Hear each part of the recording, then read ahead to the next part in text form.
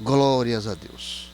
Então, saúde todo o povo de Deus, com a paz e a graça do nosso Senhor e Salvador, Jesus Cristo. Como é bom estarmos na presença do Senhor na manhã de hoje, né? Temos muito a aprender com o nosso Senhor Jesus.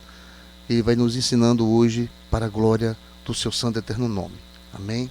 Eu sou o Bispo Hilton, estamos aqui na nossa EBD em sua casa e vamos hoje estudar um pouco sobre as providências e as promessas que o Senhor nos deu, né? Mas o tema de hoje vai ser a obra,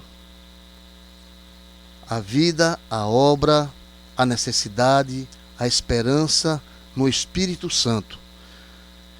Então nós vamos aprender no livro de João, no capítulo 15 e 16, todas essas promessas, providências que o Senhor Jesus ele já preparou para a nossa vida. Amém? Então, vou deixar logo aqui um versículo, na paz do Senhor, que está em João, no capítulo 16 e o versículo 33, que vai ser o nosso versículo-chave na manhã de hoje. Falei essas coisas para que em mim vocês tenham paz. No mundo vocês passarão por aflições, mas tenham coragem, eu venci o mundo. Jesus está dizendo aqui, se ele vencer o mundo, você também vencerá. Por mais aflições que você passa, você vencerá, porque nós somos já vencedores para a glória do Senhor. Amém? Deus está comigo, Deus está contigo, Ele está conosco todos os dias para a glória do seu santo e eterno nome. Amém? Então, como é bom nós estarmos na manhã de hoje aqui buscando a presença de Deus. Glórias ao Senhor. Bom, vamos lá. Então, no capítulo de hoje, nós vamos aprender que como é melhor o propósito e as circunstâncias naturais de viver este evangelho. Como é bom nós vivermos o evangelho de Jesus, mesmo dentro desse mundo tão corrompido que é hoje. Mas quando nós vivemos o evangelho, a vontade e a palavra de Deus, nós temos mais esperança na nossa vida. Então é esse evangelho que o Senhor vai nos mostrar, essa vontade que Ele vai nos ensinar neste mundo completamente corrompido da palavra do Senhor.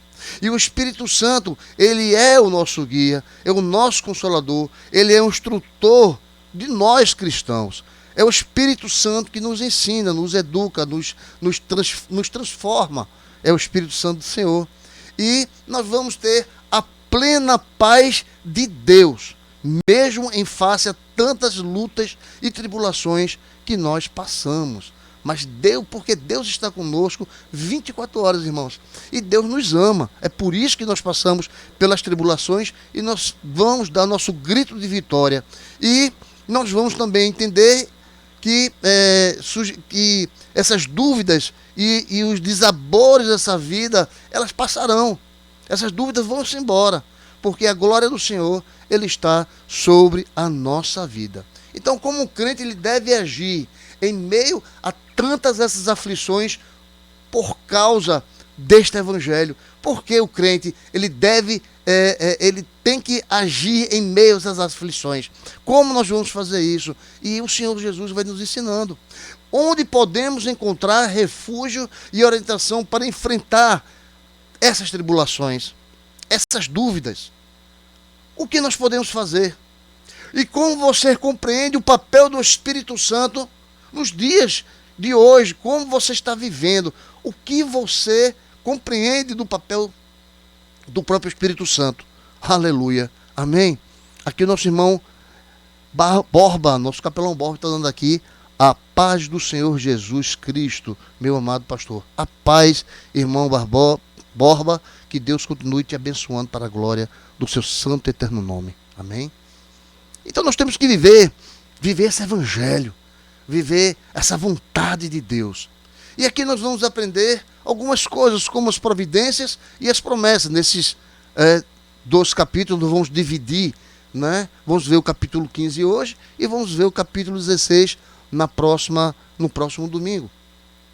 Mas vamos estudar um pouco hoje sobre as providências que Jesus preparou para mim e para você. Então vejamos aqui no capítulo 15, no versículo 1 até o versículo de número 8 do capítulo 15 de João. Diz assim: eu sou a videira verdadeira. Isso é Jesus já afirmando. Eu sou a videira verdadeira e meu Pai é o agricultor. Todo ramo que estando em mim não dá fruto, ele corta. E todo que dá fruto, ele poda, para que dê mais frutos ainda. E vocês já estão limpos pela palavra que lhes tenho falado. Permaneçam em mim, e eu permanecerei em vocês. Nenhum ramo pode dar fruto por si mesmo, se não permanecer na videira. E vocês também não podem dar fruto, se não permanecerem em mim. Eu sou a videira, vocês são os ramos. Se alguém permanecer em mim, e eu nele, essa dará muito fruto, pois sem mim vocês não podem fazer coisa alguma. Se alguém não permanecer em mim, será como um ramo que é jogado fora e seca. Tais ramos são apanhados, lançados ao fogo e queimados. E se você permanecer em mim, e as minhas palavras permanecerem em você, pedirão o que quiseres, e lhe será conhecido. Meu Pai é glorificado pelo fato de vocês darem muito fruto, e assim serão os meus discípulos. Aleluia, glórias a Deus. Veja, que nesse texto, ele é precedido pelo lava-pés, que está lá no capítulo 3, no versículo de 1 a 20. No anúncio do traidor, também no capítulo 13, versículo 21 a 30. E pelo grande discurso da partida de Jesus e da promessa do Espírito Santo, como está lá no capítulo de número 13 também, versículo 31, até o capítulo 14, versículo 31. Então, nesse sentido, nós podemos afirmar, com base no contexto de João, no capítulo 15, no versículo de 1 a 8, é o tipo de pausa reflexiva para tratar com a comunidade a importância das palavras. O que é que ele diz? Permanecei em mim. Então, a sessão é a exposição de uma metáfora de alta complexidade interpretativa. E vamos nos concentrar apenas nos personagens e níveis de frustrações ilustradas a partir do cultivo de vinha. Então, nós podemos aqui duas perspectivas, como o personagem e os níveis de frustração. Veja, nos personagens, nós temos Deus, ele é o lavrador. Então veja, o dono da vinha, que planta e cultiva para que os ramos deem frutos. Então ele é o lavrador. Jesus é a videira, porque ele é o meio com o qual Deus cultiva os seus frutos. E o homem são os ramos. E o sentido é de que um broto ligado à videira. Então nós estamos ligados diretamente com Jesus. Mas também temos um nível de frutificação. Então, os que não produzem nenhum fruto. Tem aqueles que não produzem nenhum fruto. E tem os que produzem algum fruto. E tem outros que produzem muito fruto. Então, em geral, esta metáfora, ela serve como uma introdução dos ensinos que nós vamos aprender mais na frente com o Senhor Jesus. E qual a importância que se produz o fruto? E disse assim Jesus, lá em João 15,16. Eu os escolhi e os designei para que vão e deem fruto. E o fruto de vocês permaneça. Veja, ele quer que nós dermos frutos e que esse fruto permaneça. Amém? Dedicação ao que você faz na obra do Senhor. Veja que os frutos que produzimos para Deus não se limita a atividades, a atividade de ganhar almas. Veja, então o fruto que produzimos para Deus não só se limita à atividade de ganhar almas para o Senhor. Veja que nesse capítulo, que nós estamos no capítulo 15, a oração, o gozo, a alegria, o amor, eles são mencionados como frutos. E a passagem em Gálatas, capítulo 5, versículo 22 a 24, como também em 2 Pedro, capítulo 1, 5 a 8, ele descreve com um fruto adicional a qualidade do caráter do cristão. Como está o seu caráter diante do Senhor. Então, essas são qualidades que o cristão tem que ter. Oração, alegria, o gozo, o amor e o caráter firme e inabalável. Então, são coisas que nós temos que aprender com Deus, com o Senhor Jesus. E Ele vem nos ensinando. Veja que nos versículos que nós vamos ver, do versículo 9 ao versículo 17, nós vamos ver o amor ao próximo. Vejamos o que diz aqui o versículo 9, não é? De João, no capítulo 15. Vamos ler do 9 até o versículo 25. Como o Pai me amou, assim eu os amei. Permaneçam no meu amor. Se vocês obedecerem aos meus mandamentos, permanecerem no meu amor, assim como tenho obedecido os mandamentos do meu Pai, e em seu amor permaneço. Tenho-lhes dito estas palavras para que a minha alegria esteja em você e a alegria de vocês seja completa. O meu mandamento é este: amem-se uns aos outros como eu os amei. E ninguém tem maior amor do que aquele que dá a sua vida pelos seus amigos. Vocês serão os seus amigos e fizerem o que lhes ordeno. Já não os chamo servo, porque o servo não sabe o que o seu senhor faz. Em vez disso, eu os tenho chamado amigos, porque tudo o que ouvi do meu Pai, eu lhes tornei conhecido. E vocês não me escolheram, mas eu os escolhi para irem e darem frutos. Frutos de que permaneça, a fim de que o Pai lhes conceda o que pedirem em seu nome. Este é o seu mandamento: ame-se uns aos outros. E se o mundo os odeia, tenham em mente que antes me odeiem. Se vocês permanecem ao mundo, ele os amaria como se fosse deles. Todavia vocês não são do mundo, mas eu os escolhi, tirando-os do mundo. Por isso o mundo os odeia. Lembrem-se das palavras que eu lhes disse: nenhum escravo é maior do que o meu Senhor. Se me perseguirem, também perseguirão vocês. Se obedeceram a minha palavra, também obedecerão a vocês. Tratarão assim vocês por causa do meu nome, pois não conhecem aquele que me enviou.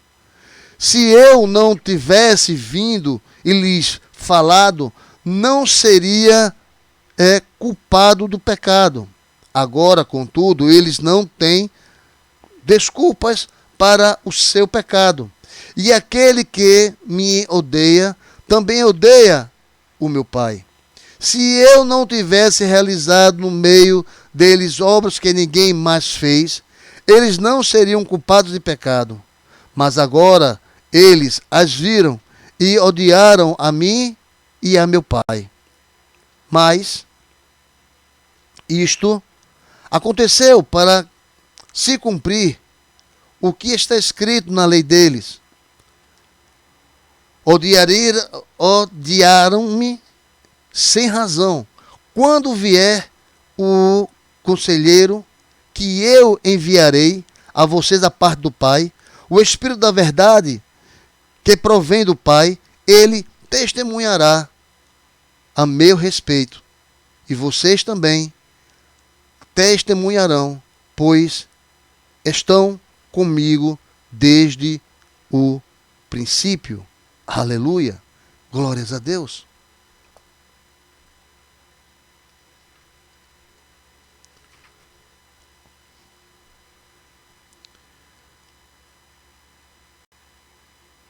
Aqui nós falamos aqui sobre um pouco sobre a promessa do Senhor, né? Nós vimos aqui também nos versículos 9 e 17, aqui eu quero comentar, quando diz: quando o Pai me amou, assim eu os amei, e permaneçam no meu amor. Se vocês obedecerem os meus mandamentos, permanecerei no meu amor, assim como tendo obedecido aos mandamentos do meu Pai, e em seu amor permaneço, né? Eu tenho lhe dito estas palavras, para que a minha alegria esteja em vocês, e a alegria de vocês seja completa. E o meu mandamento é este: amemos uns aos outros como eu os amei. E ninguém tem maior amor do que aquele que dá a vida pelos seus amigos. E vocês serão meus amigos, se fizerem o que lhes ordeno.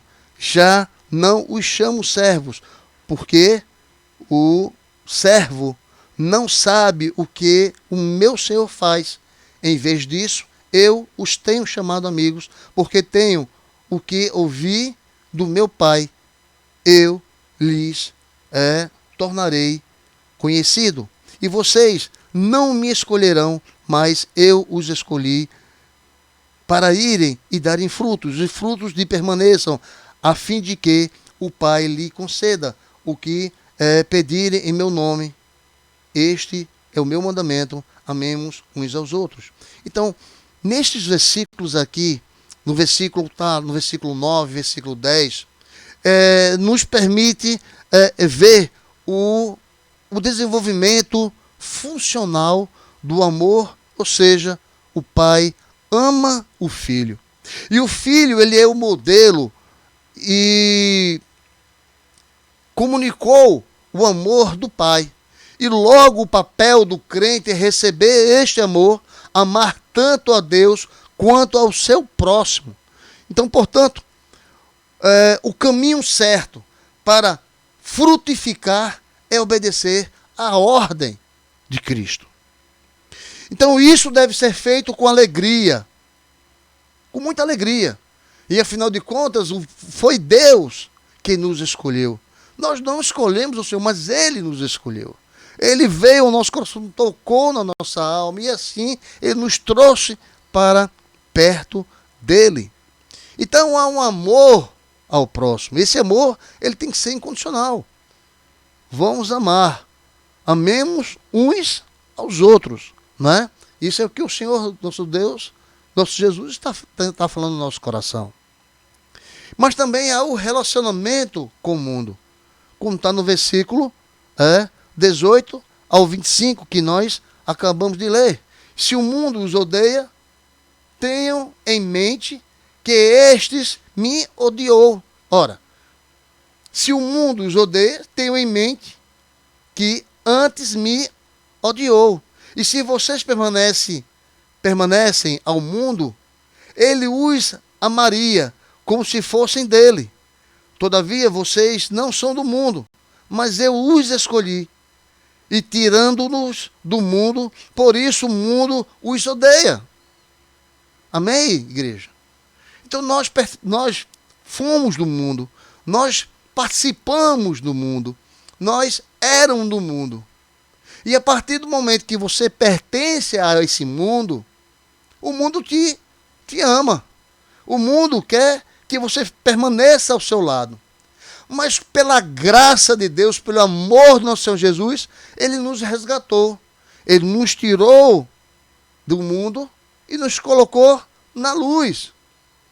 E aí, quando acontece isso, o mundo começa a te odiar. Assim como ele odeia Jesus. Assim como ele despreza Jesus, o mundo vai querer te desprezar. Quando nós conhecemos a verdade e a verdade nos liberta, e o mundo é o engano na nossa vida, então as pessoas que permanecem no mundo, eles não gostam de você. Porque você é uma nova criatura. Porque você está ligada ao nosso Deus. Então, nós temos que entender e compreender essas verdades que o Senhor tem nos dado. Essas verdades que o Senhor tem nos colocado. Veja que Jesus ele adverte aos seus discípulos sobre a hostilidade dos incrédulos. E nos escritos joaninos, o mundo é o sistema que se opõe a Deus. E no primeiro século, o alvo principal da oposição era Jesus. E era inevitável que, após a sua partida, a oposição incorresse contra os seus discípulos. E nesse sentido, os discípulos não pertencem a este mundo, embora ainda estejam nele. E em Cristo, o homem, ele é estrangeiro e peregrino nesta terra. Isso nós acabamos de ver no versículo 18 e 19. E aí vai começar o processo da perseguição. Veja o que diz o versículo 20 e o 21. Lembre-se das palavras que eu lhes disse. Isso é Jesus falando. Lembre-se das palavras que eu te disse. Nenhum escravo é maior do que o seu senhor. Se me perseguiram, também perseguirão vocês. Se obedeceram a minha palavra, também obedecerão a de vocês. Então tirarão assim vocês por causa do meu nome. Quer dizer, tratarão a nós por causa do meu nome, quer dizer, do nome de Jesus. Pois não conhecem aquele quem me enviou. Quer dizer, eles não conhecem a Deus. Falam tanto de Deus, mas não conhecem o nosso Senhor. Não conhecem o nosso Deus. Que enviou por amor o seu Filho para nos libertar de todo pecado. Veja que Jesus aqui, nesses dois versículos, 20 e 21, Jesus ensina que aquilo pelo qual ele passou, os seus discípulos também passariam. Quer dizer, nós vamos passar também, porque nós somos discípulos do Senhor Jesus. Passará por perseguições, e somos perseguidos mesmo. E somos perseguidos. E alguém disse, o verdadeiro cristianismo traz consigo a cruz. Nós estamos carregando, cada um de nós, as nossas cruzes. Levando nossas aflições, as nossas frustrações diante do Senhor. E o Senhor tem nos abençoado quando nós seguimos a sua voz, fazemos a sua vontade, cumprimos aquilo que ele já determinou na minha e na tua vida. E nós vemos uma outra coisa, a indolência. A indolência que é a ausência dessa dor. Nós vivemos isso. E Jesus, se ele não tivesse vindo ao mundo, os homens não seriam culpados de rejeitá-lo. Veja o que diz aqui o versículo 22 ao 24.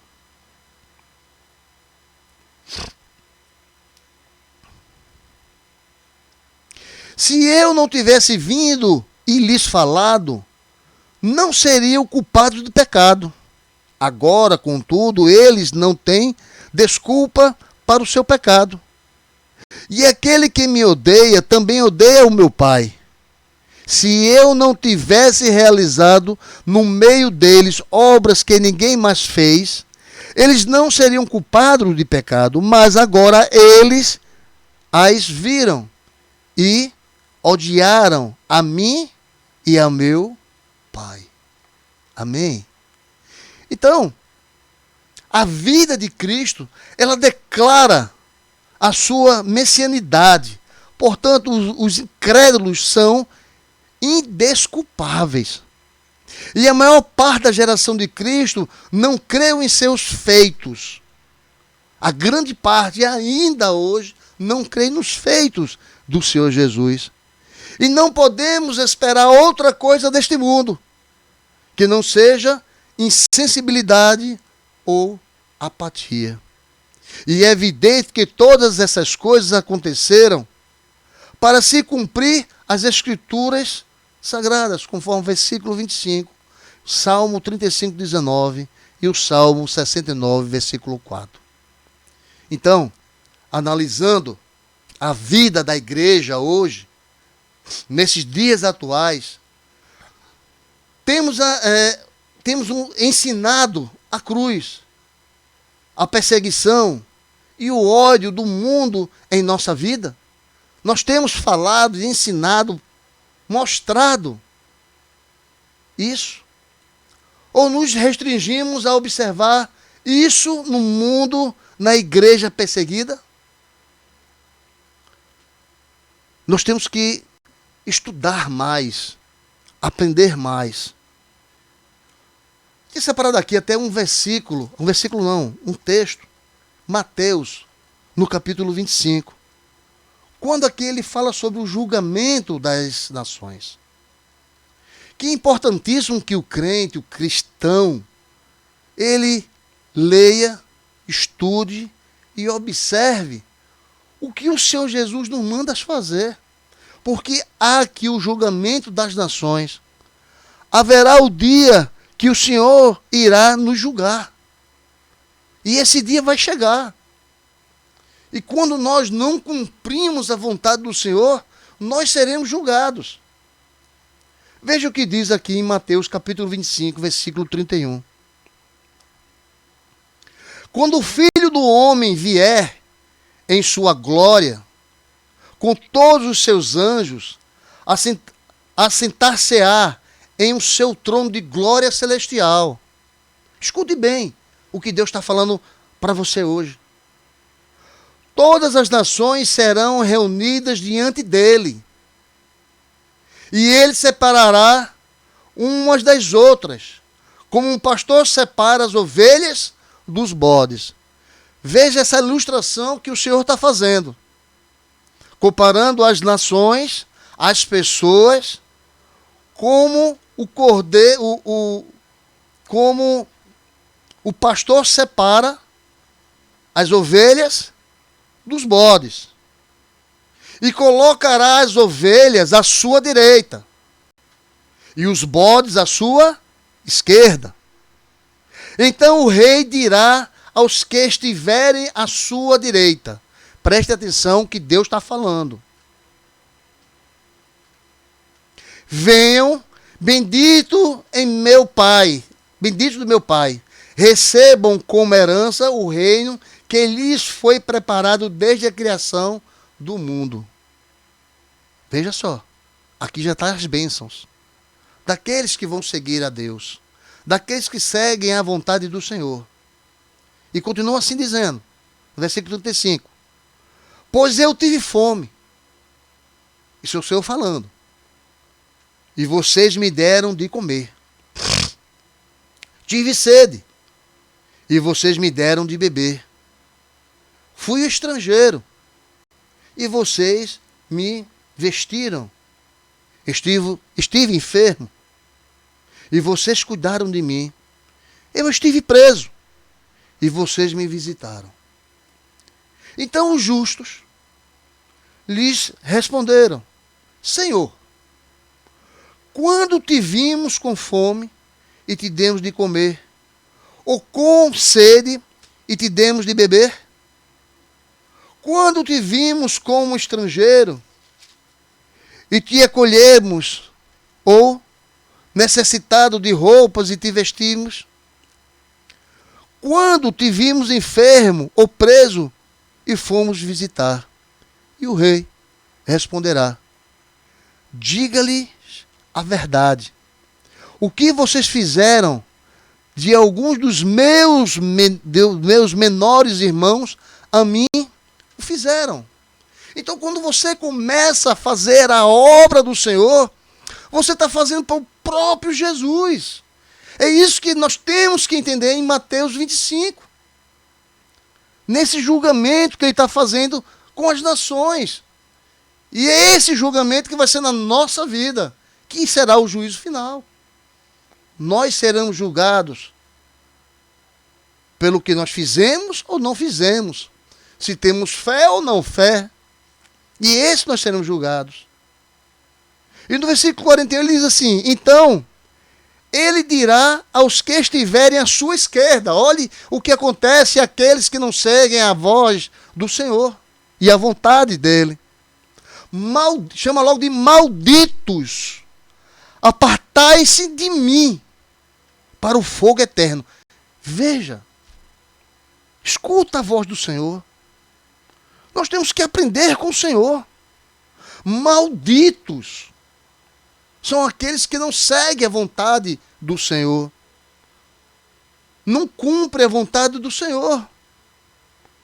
Não abraça. Não dá amor ao próximo. É aqueles que não estão ajudando, irmãos.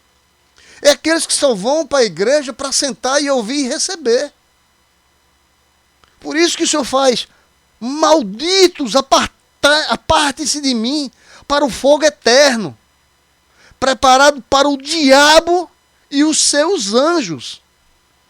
Veja como a comparação é forte, mas o Senhor nos compara aos demônios, para aqueles que não servem ao Senhor. Pois eu tive fome e vocês não me deram de comer. Eu tive sede e nada me deram para beber. Eu fui estrangeiro e vocês não me acolheram. Necessitei de roupas e vocês não me vestiram. Estive enfermo e preso e vocês não me visitaram, irmãos. Visitar. Nem isso as pessoas hoje querem fazer. Os jovens não querem fazer. Os adultos não querem fazer. Visitar, irmão, ouvir, emprestar os teus ouvidos, para que a pessoa possa falar e tirar as dores que estão sobre ele. E nós não queremos ouvir as dores das pessoas. Visitar é ouvir as dores das outras pessoas. E ele também responde: Senhor, quando te vimos com fome ou sede, ou estrangeiro, ou necessitado de roupa, ou enfermo ou preso, e não te ajudamos? E o Senhor Jesus responde: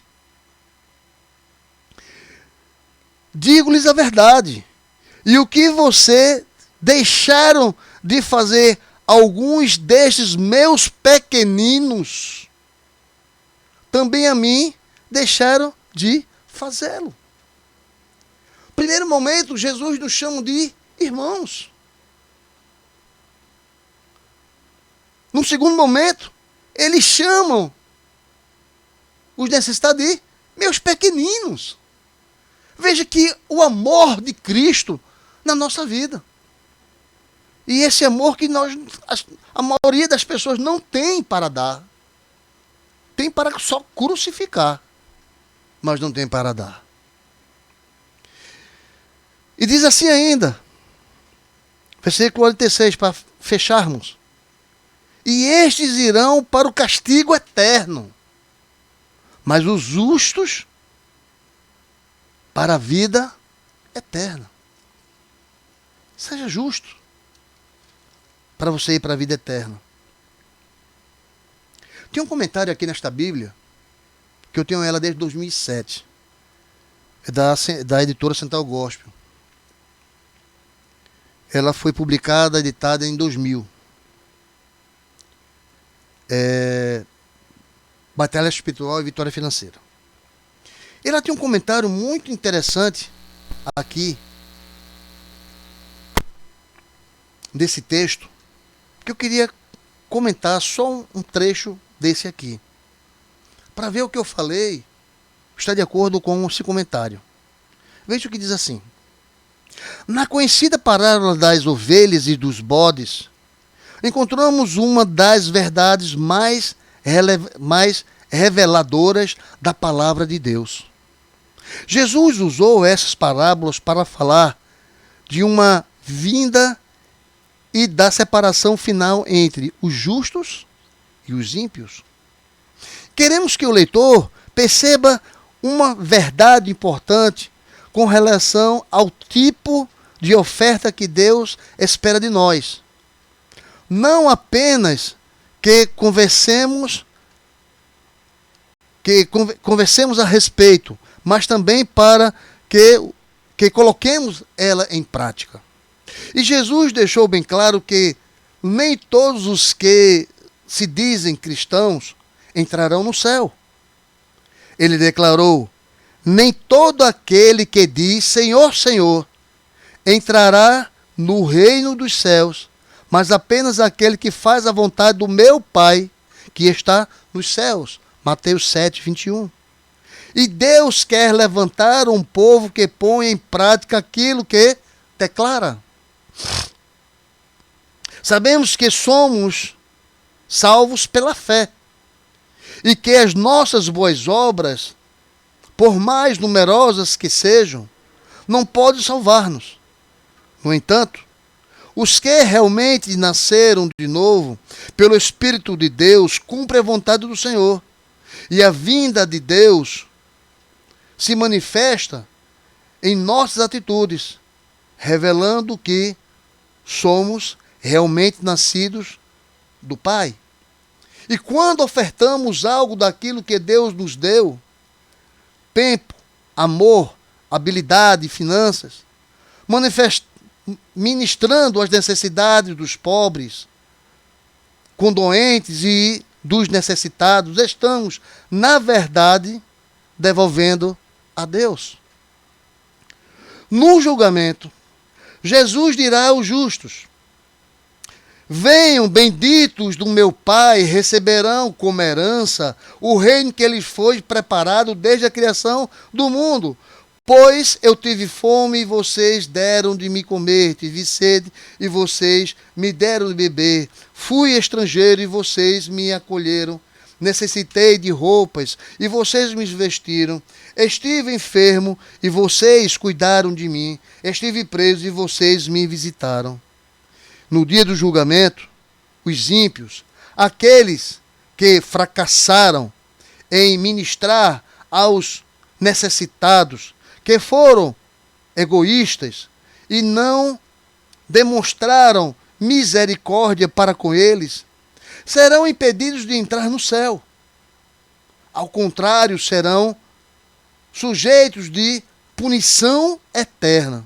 E Jesus então lhes dirá: malditos, apartem-se de mim, para o fogo eterno, preparado para o diabo e os seus anjos, conforme nós vimos no versículo 41.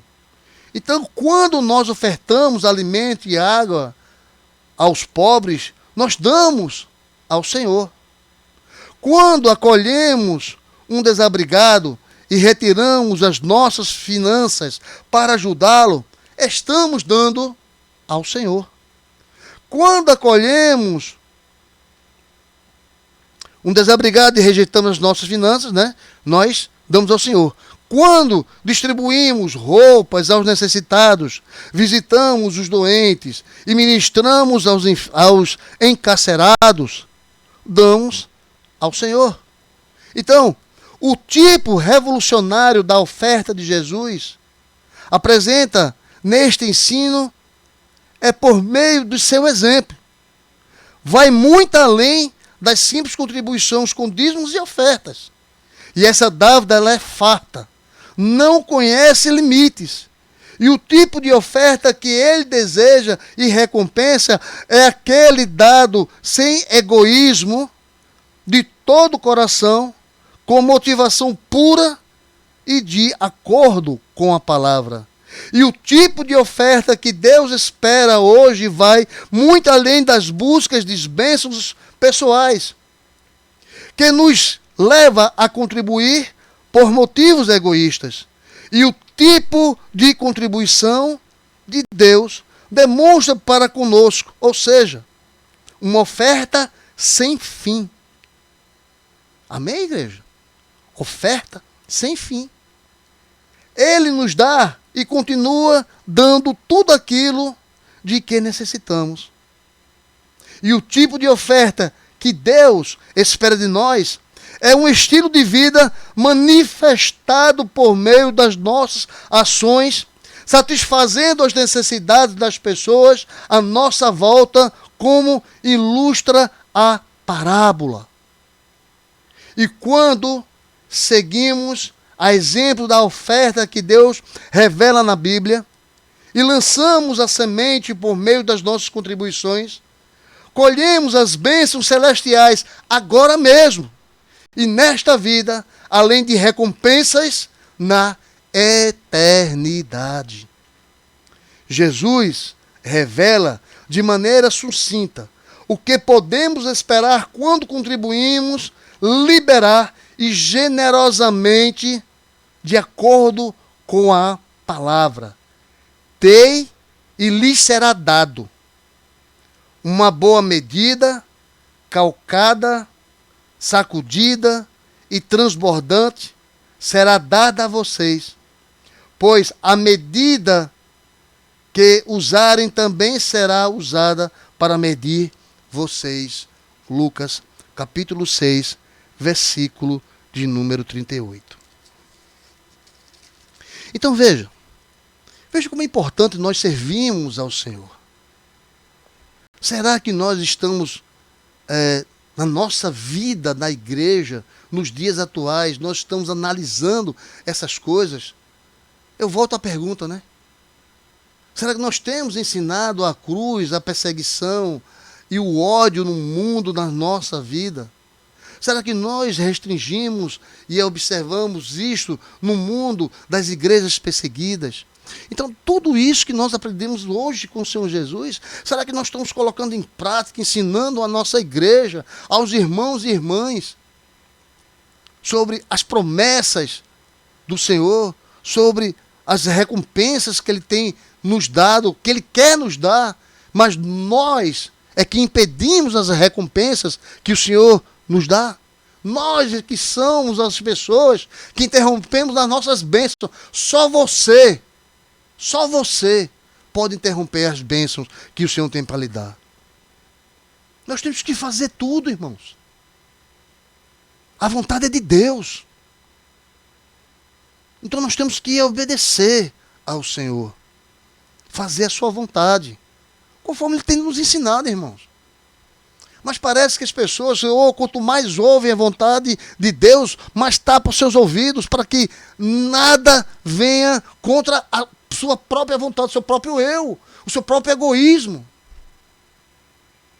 E nós temos que começar a olhar para as outras pessoas.